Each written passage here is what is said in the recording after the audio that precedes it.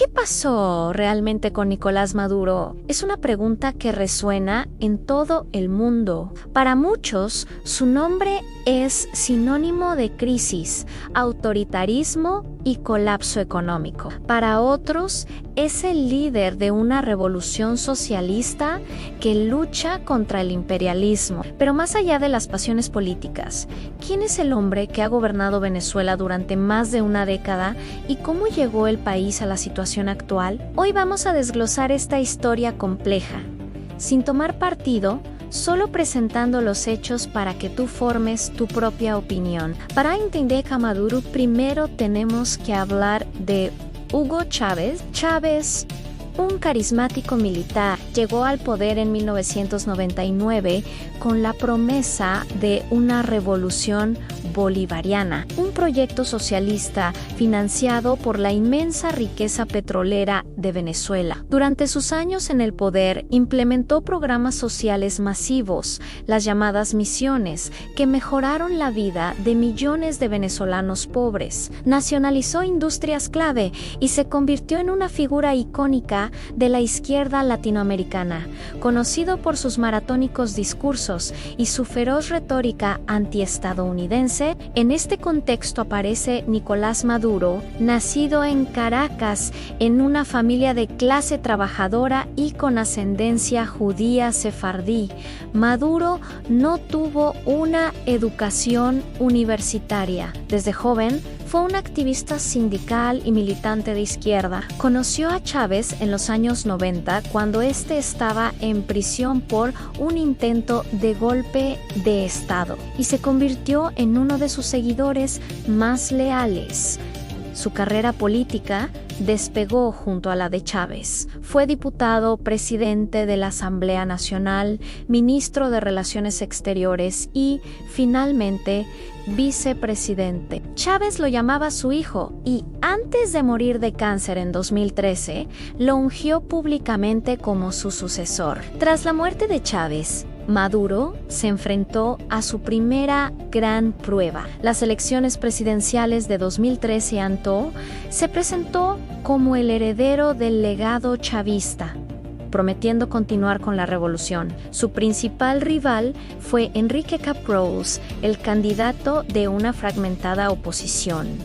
La campaña fue tensa y polarizada. Maduro ganó por un margen muy estrecho, menos del 1.5% de los votos. La oposición denunció fraude, alegando irregularidades masivas. Pero el Consejo Nacional Electoral, controlado por el oficialismo, ratificó la victoria de Maduro. Este fue el comienzo de una crisis de legitimidad que lo perseguiría durante todo su mandato. Maduro heredó un país con problemas estructurales graves. Aunque los programas sociales de Chávez habían reducido la pobreza, la economía venezolana era extremadamente dependiente del petróleo, representando más del 90% de sus exportaciones. La producción nacional de otros bienes era débil y el gobierno había impuesto un estricto control de cambios y precios que generaba distorsiones. Cuando Maduro asumió el poder,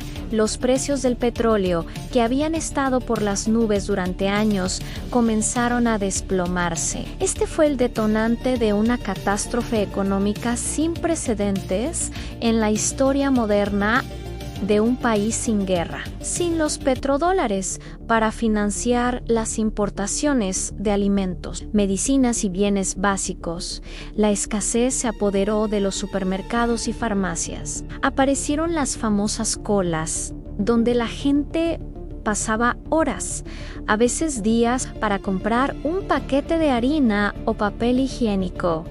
La inflación se disparó, convirtiéndose en hiperinflación. El bolívar, la moneda nacional, perdió su valor a un ritmo vertiginoso. Los salarios se pulverizaron y el poder adquisitivo de los venezolanos se desintegró. Ante el colapso, el gobierno de Maduro respondió con medidas que, según muchos economistas, solo agravaron la crisis. Aumentó los controles de precios, lo que desincentivó aún más la producción. Imprimió dinero masivamente para financiar el gasto público, alimentando la hiperinflación, y culpó de la situación a una guerra económica orquestada por la oposición, empresarios y, sobre todo, Estados Unidos. Para mitigar el hambre, creó los comités locales de abastecimiento y producción, conocidos como CLAP, que distribuyen cajas de alimentos subsidiados. Sin embargo, este programa ha sido duramente criticado por ser insuficiente, de baja calidad y por ser utilizado como una herramienta de control social y político. El descontento social no tardó en explotar. A partir de 2014, Venezuela se vio sacudida por olas masivas de protesta. Millones de personas salieron a las calles para exigir un cambio de gobierno, soluciones a la crisis económica y la liberación de presos políticos.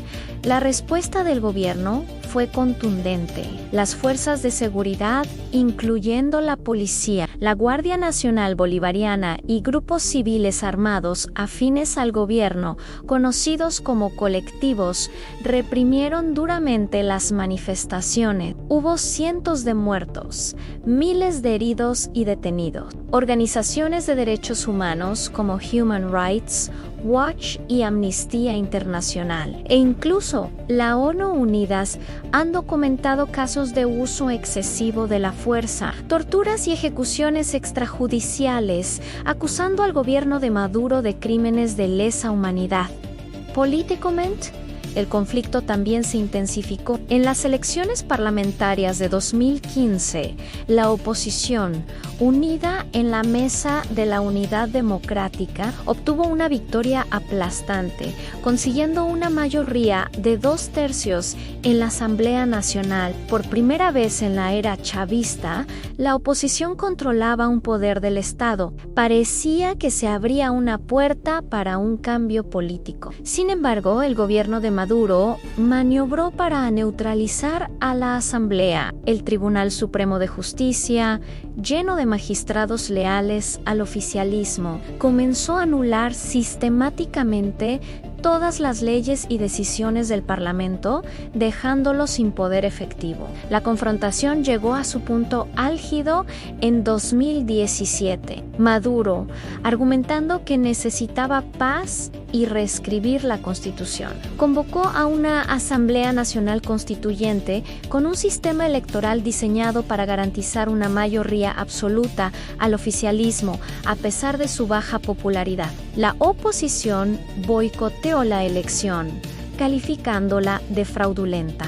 La constituyente se instaló y en la práctica suplantó al Parlamento legítimo, asumiendo poderes absolutos. Esta jugada fue condenada por gran parte de la comunidad internacional como un quiebre del orden democrático. El siguiente capítulo clave fueron las elecciones presidenciales de 2018, con los principales líderes de la oposición inhabilitados o en el exilio, y con la mayoría de los partidos opositores llamando a la abstención por falta de garantías.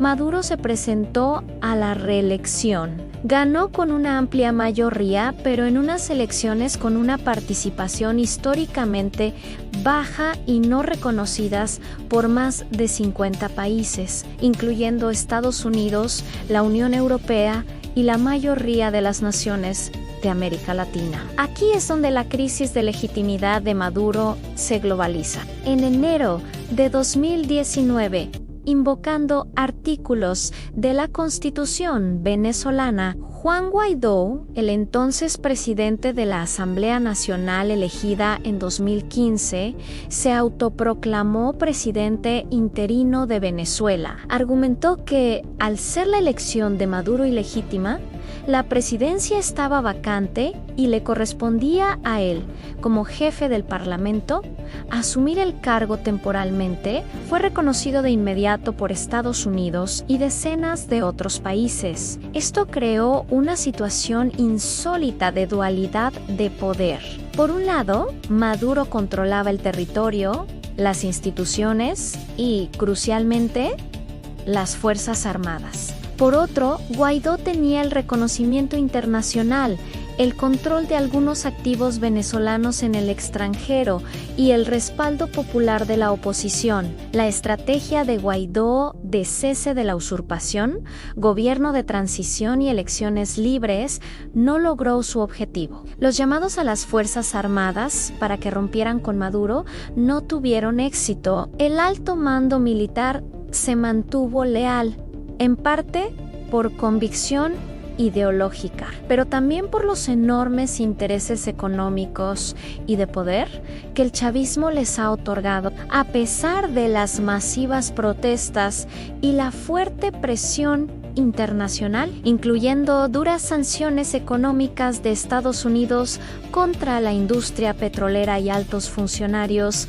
Maduro resistió en el poder. Con el tiempo, el impulso del interinato de Guaidó se fue desvaneciendo. Mientras tanto, la crisis humanitaria se profundizaba, el sistema de salud colapsó, la desnutrición infantil se disparó y los servicios públicos como el agua y la electricidad se volvieron intermitentes. Esto provocó uno de los mayores éxodos en la historia reciente del hemisferio. Más de 7 millones de venezolanos, casi una cuarta parte de la población, han abandonado el país buscando oportunidades, seguridad o simplemente una vida digna en Colombia, Perú, Ecuador, Chile, Estados Unidos y Europa. Una diáspora masiva que ha puesto a prueba la capacidad de acogida de toda la región. En los últimos años, el escenario ha cambiado ligeramente con las sanciones y el colapso de la producción petrolera. El gobierno de Maduro ha permitido una dolarización de facto de la economía. Esto ha creado pequeñas burbujas de consumo en algunas ciudades, con tiendas llenas de productos importados, pero accesibles solo para una pequeña élite, con acceso a dólares. Para la gran mayoría que gana en bolívares, la precariedad continúa. El gobierno también ha buscado negociar con sectores de la oposición y ha liberado a algunos presos políticos en un intento por aliviar la presión internacional y obtener el levantamiento de sanciones, especialmente tras la crisis energética mundial. Hoy, Nicolás Maduro sigue en el Palacio de Miraflores. Su poder se sustenta en el control de las Fuerzas Armadas, el aparato estatal y la represión de la disidencia. Ha sobrevivido a protestas masivas, a un desafío presidencial reconocido internacionalmente, a sanciones económicas y a un aislamiento diplomático. Su historia es la de un heredero que no tenía el carisma de su mentor, pero que demostró una astucia y una capacidad de supervivencia política que pocos anticiparon. Es la historia de cómo una nación inmensamente rica se sumió en la pobreza y la desesperación, y de cómo una democracia se fue desmantelando pieza por pieza. El futuro de Venezuela sigue siendo incierto. La oposición, aunque fragmentada, sigue buscando una vía electoral para el cambio. La comunidad internacional permanece dividida sobre cómo tratar con el gobierno de Maduro, y millones de venezolanos dentro y fuera del país siguen esperando una solución que les devuelva la esperanza y la posibilidad de reconstruir su nación. La historia de qué pasó con Nicolás Maduro aún no ha terminado de escribirse. Gracias por acompañarnos en este análisis profundo. Si te interesa entender mejor el mundo en que vivimos, no olvides suscribirte y activar la campanita para no perderte nuestros próximos videos. Hasta la próxima.